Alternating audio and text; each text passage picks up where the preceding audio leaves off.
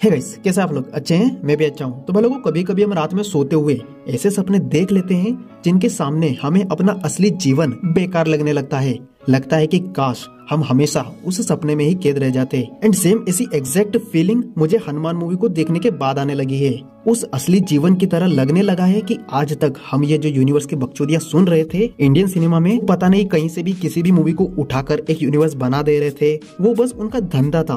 But Hanuman उस सपने की तरह आई सिनेमा में जिसे हर कोई देखना चाहता है, जिस पर थ्योरीज बनाना चाहता है, सवालों के आंसर ढूंढना चाहता है। एंड ऑफ कोर्स उनमें से मैं भी एक हूँ। सो इसी बात पर चलो कुछ सवालों के आंसर ढूंढते हैं। जैसे कि इस यूनिवर्स की वर्ल्ड बिल्डिंग अखंड भारत पर मॉडल की गई है, तो क्या इसमें पूरे अखंड भारत के कोने कोने से सुपर हीरो दिखाए जाएंगे? क्या उनकी रीजनल स्टोरी को भी इस यूनिवर्स में एक्सप्लोर किया जाएगा? जैसे कि कंतारा में पंजुली देवा और गुलिका देवा को एक्सप्लोर किया गया था, वैसे ही क्या हमें इस यूनिवर्स में भी कोई रीजनल सुपर हीरो के ओरिजिन देखने को मिल सकते हैं? वेल, ये भी जानेंगे। एंड मूवी के क्लाइमैक्स में वो मणि विस्फोट क्यों हुई, ये भी। एंड विभीषण जी ने अपना कौन सा वचन पूरा किया? एंड हनुमंतों की पावर धूप में ही क्यों काम करती है? एंड लास्ट सबसे इंटरेस्टिंग क्वेश्चन, क्या माइकल का कहना सही था कि जिनके माँ बाप नहीं होते वही क्यों सुपर हीरो बने, क्योंकि माँ बाप तो हनुमंतों के भी नहीं थे?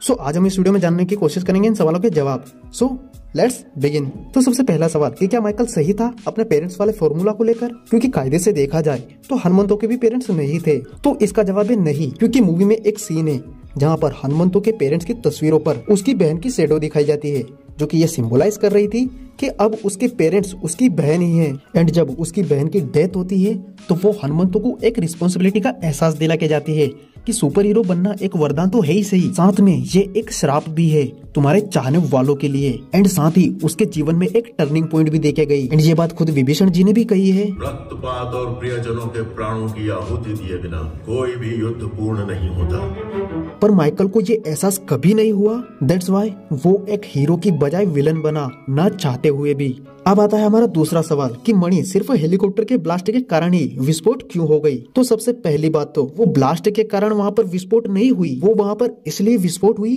क्योंकि उस मणि को उसका सही हकदार मिल चुका था।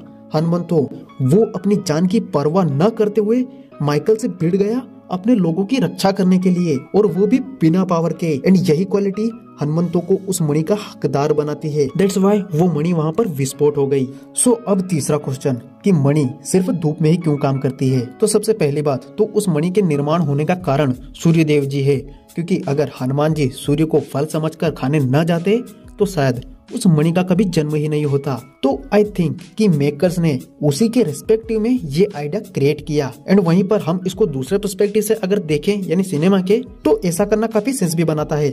अगर वो ऐसा नहीं करते तो अपना हीरो इमोर्टल बन जाता, जिसको हरा पाना नामुमकिन हो जाता। फिर उसके सामने चाहे कोई भी विलन आए, कोई भी बड़ा से बड़ा खतरा आए, वो उसको चुटकियों में ही सोल्व कर देता, जिसके कारण शायद हमें मूवी में मजा नहीं आता। एंड मोस्ट इम्पोर्टेंट थिंग, एक हीरो को ग्रेट उसका विलन ही बनाता है। For example Dark Knight and Minnal Murali, तो इन्होंने भी इसी आइडिया पर खेलने की कोशिश करी। अब बात करते हैं हमारे चौथे क्वेश्चन की कि विभीषण जी ने अपना कौन सा वचन पूरा किया? तो देखो, ये यूनिवर्स एक फिक्शनल वर्ल्ड से बिलोंग करता है, तो हम यहाँ पर सिर्फ मूवी के पॉइंट ऑफ व्यू से देखेंगे। तो मूवी के हिसाब से विभीषण जी ने उस मणि का सही हकदार चुनने का वचन पूरा किया है, क्योंकि उस जंगल में जब फाइट होती है तब भी वहाँ पर विभीषण जी टाइगर बनकर हनुमंतों को सही रास्ता दिखाते हैं। वो टाइगर बनकर हनुमंतों को गुंडों की तरफ भेज देते हैं ताकि वो गुंडों से फाइट करें एंड मणि तक जाए। एंड एक सीन में तो वो खुद हनुमंत बनकर माइकल से उस मणि को बचाते हैं। तो मुझे लगता है कि शायद विभीषण जी ने यही अपना वचन पूरा किया है।